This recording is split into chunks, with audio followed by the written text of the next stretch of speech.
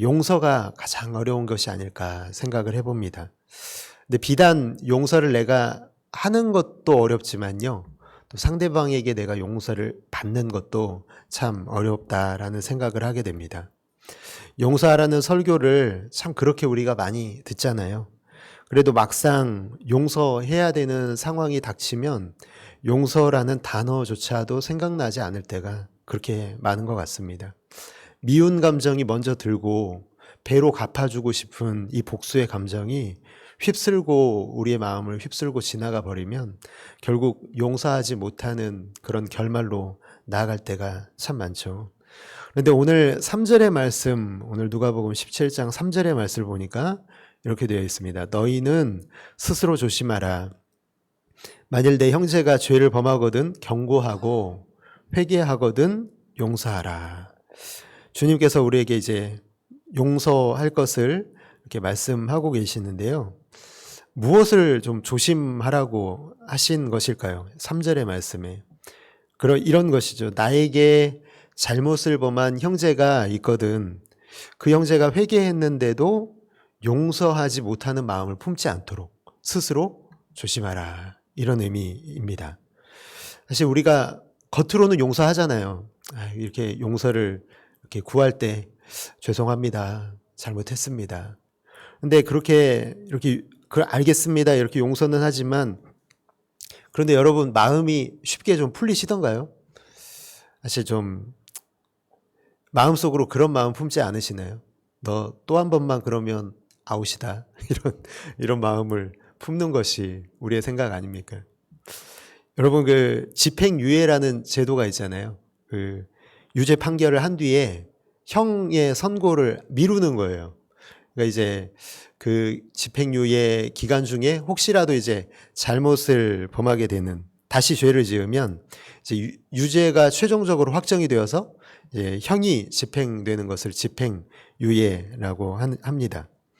생각해 볼 것은요. 우리도 혹시 용서하는 관계에 있어서 집행유예처럼 하고 있는 것은 아닐까 생각을 해봅니다. 이렇게 용서하는 것은 사실 여러분 용서가 아니잖아요. 제가 이제 우리 집에서도 참 그러지 않으려고 너무 노력을 하고 있는데 우리 아이들이 똑같은 행동을 계속해서 하거든요.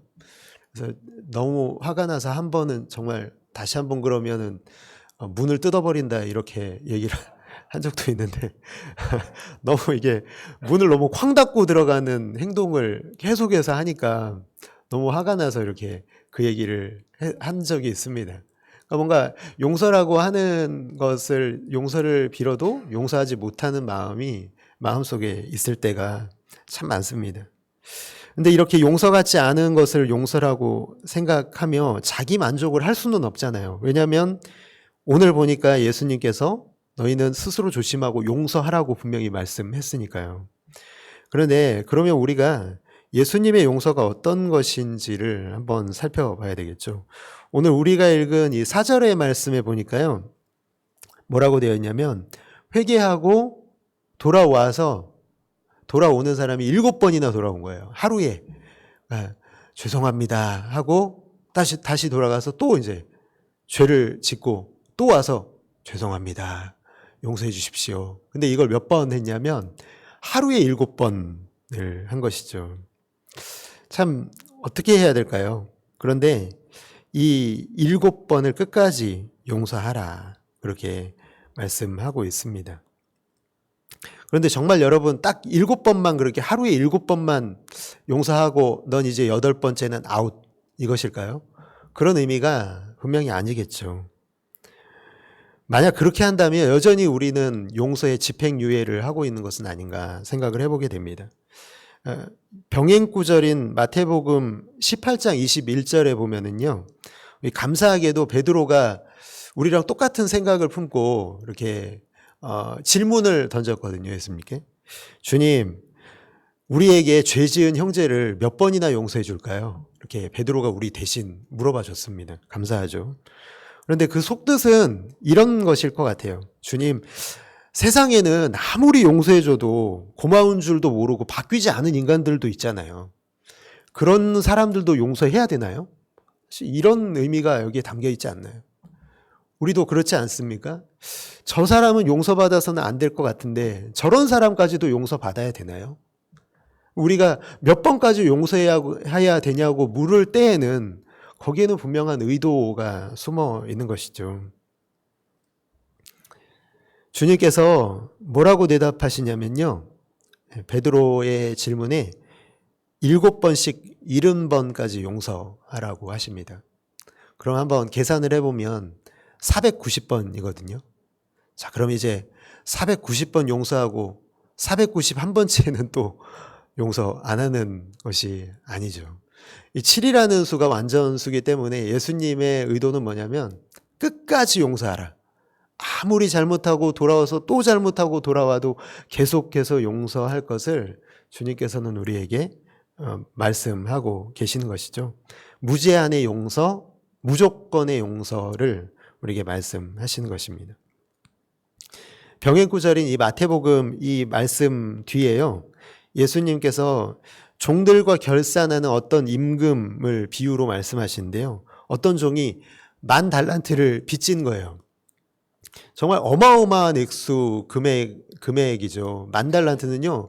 정말 그냥 상상을 할 수 없는 솔로몬의 최전성기 때 국고의 수입이 666달란트였던 걸 생각하면 그것도 엄청난데 10,000달란트면은 이건 너무 황당한 숫자가 나올 것입니다. 그런데 놀랍게도요. 임금이 이 종을 불쌍히 여겨서 빚을 전부 탕감해 줍니다. 그런데 그렇게 풀려난 종이요. 감사해야 되고 정말 자기가 이렇게 탕감받은 것에 대해서 감사한 마음을 품어야 되는데 그 뒤에 어떻게 하냐면 자신에게 100데나리온 빚진 동료 종을 찾아가서요. 멱살을 잡는 거예요. 멱살을 잡고 흔들면서 돈 내놓으라고. 죄송하다고. 한 번만 용서해달라고. 갚겠다고. 안 되겠다고. 너는 감옥에 들어가야 되겠다고. 그래서 감옥에 넣어버립니다. 이 사실을 알게 된 임금이 어떻게 했을까요? 10,000달란트 탕감받은 종을 다시 잡아오라고 불러서 옥졸들에게 빚을 다 갚을 때까지는 절대로 옥에서 나가지 못하게 막아라. 이렇게 명령을 합니다. 참 이 10,000달란트 빚진 종의 이 예화를 보면서 사실 우리의 모습이 아닌가 생각을 해봤습니다. 왜 10,000달란트인가 생각을 해보면 우리도 빚진 자들이 있잖아요. 우리 누구에게 빚을 졌죠? 예수님께서 우리를 핏값 주고 사신 줄 믿습니다. 예수님의 핏값이 10,000달란트로도 표현이 안 되죠. 우리는 그 빚을 지고 있는 겁니다. 예수님이 우리를 자기 생명으로 생명을 주시고 우리를 살리시려고 자기의 피를 흘려 자기의 생명을 바쳐서 우리를 살리셨는데 도저히 갚을 수 없는 빚 아니겠습니까? 그러니까 10,000달란트 탕감받은 종은요, 사실 우리를 폭로하고 있는 거예요.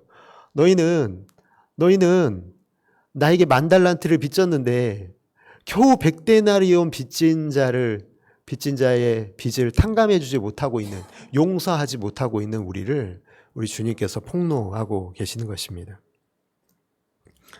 사랑하는 성도 여러분, 갚아도 다 갚을 수 없는 빚을 탕감받았다는 사실을 깊이 감사하고 있는 사람이 겨우 100데나리온 빚진 사람을 탕감해주지 않겠습니까?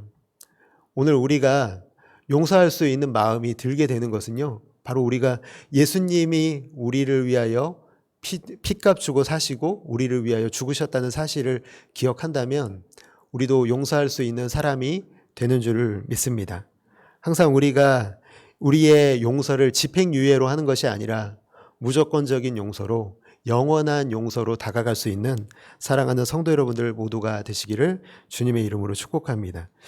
그러면 이어서 2절을 한번 보면은요, 이렇게 되어 있죠. 누가복음 17장 2절의 말씀 보니까 그가 이 작은 자 중에 하나를 실족하게 할진대 차라리 연자맷돌이 그 목에 매어 바다에 던져지는 것이 나으니라, 이렇게 말씀하고 있습니다. 여러분, 근데 이 앞서 지금 표현되고 있는 이 작은 자가 도대체 누구를 의미하는 걸까? 어떤 사람을 가리키는 걸까? 이게 중요하겠죠. 그래서 병행구절인 마태복음 18장 2절을 보니까요, 이렇게 되어 있습니다. 예수께서 한 어린 아이를 불러 그들 가운데 세우시고, 그러니까 어린아이를 지금 말씀하고 있는 것이죠. 마태복음 18장 6절, 그러니까 2절에 이어서 나오는 6절의 말씀을 보면은 오늘 누가복음 17장 2절과 동일한 것을 보면 이 작은 자는 어린아이를 얘기하는 거예요. 물론 정말 여러분 문자 그대로 어린아이만을 얘기하는 것은 아닙니다.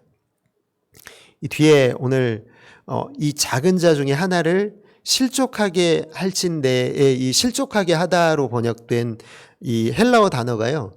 스칸달리조인데요.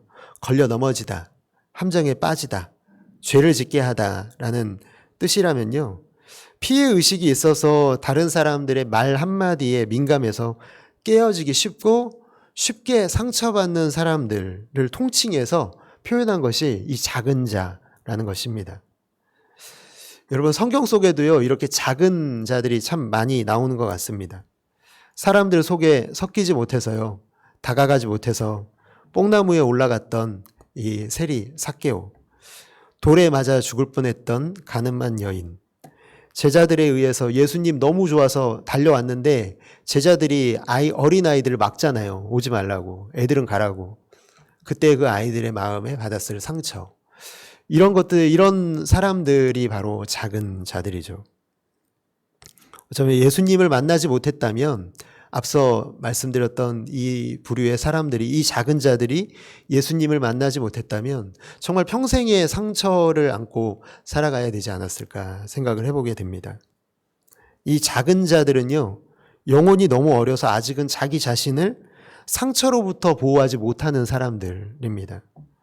예수 그리스도의 장성한 분량에 이르지 못해서 이 상처를 성령님께 맡기고 치유하지 못하는, 그 상처가 너무 깊어서요, 때로는 용서하지 못하는 사람들을 통칭합니다.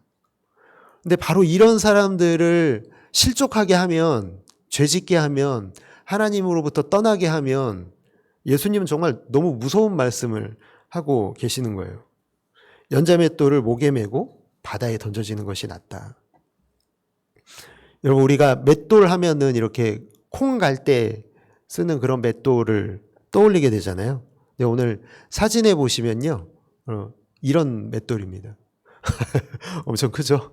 예. 이게 사람의 인력으로 돌리는 이 작은 맷돌이 아니에요.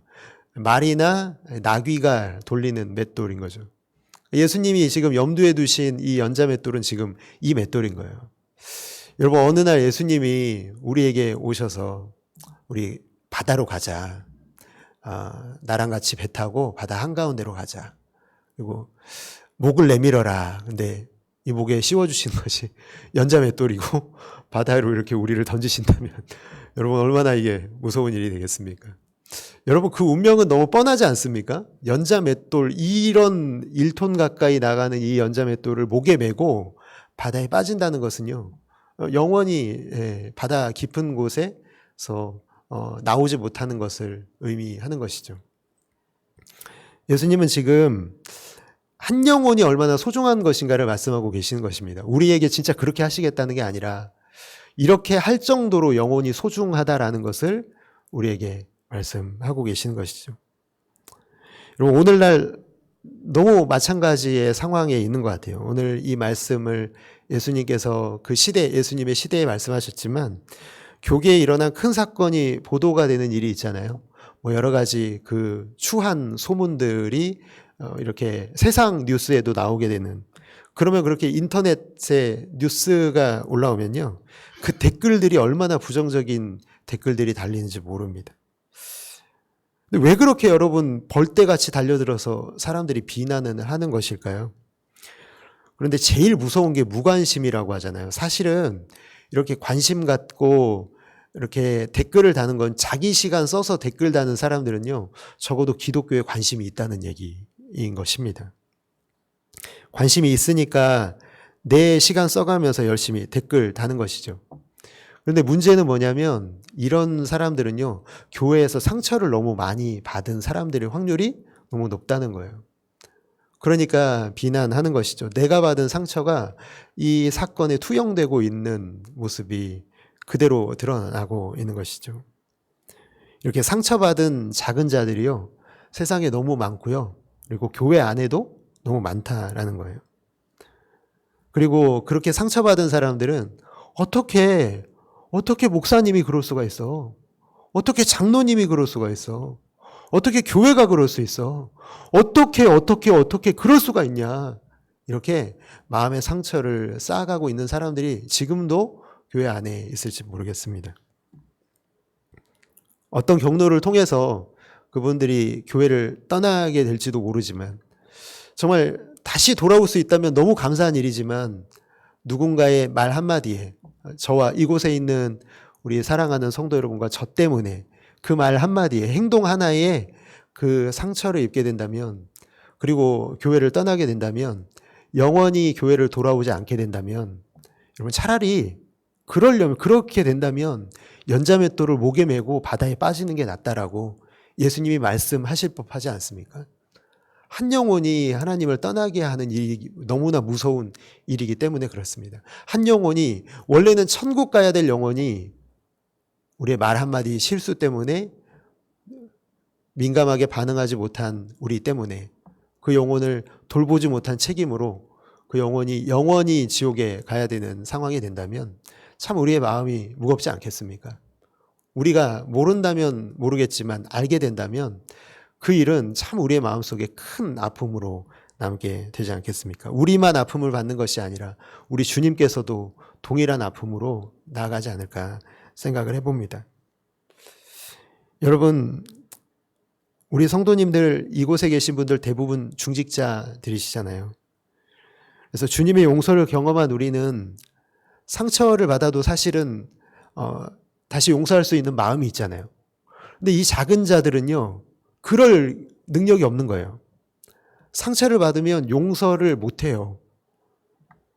말 한마디에, 행동 하나에 치명적인 상처를 입게 되면은요, 그걸 이겨내질 못하는 것이죠. 그래서 여러분, 우리 모두에게는 민감한 영혼이 필요합니다. 내가 대하는 사람들을요, 똑같이 대하면 절대로 안 됩니다. 누구에게나 동일하게 대하는 것이 아니라 그 사람의 영적 수준에 맞춰서 대하는 지혜가 필요하고요. 그리고 그 영혼의 상태를 볼 수 있는 영적인 눈도 필요할 것입니다. 여러분, 그렇게 우리가 각 사람에게 맞는 대화법으로 최대한 보호하는 일을 하라고 우리를 중직에 세우신 줄을 믿습니다.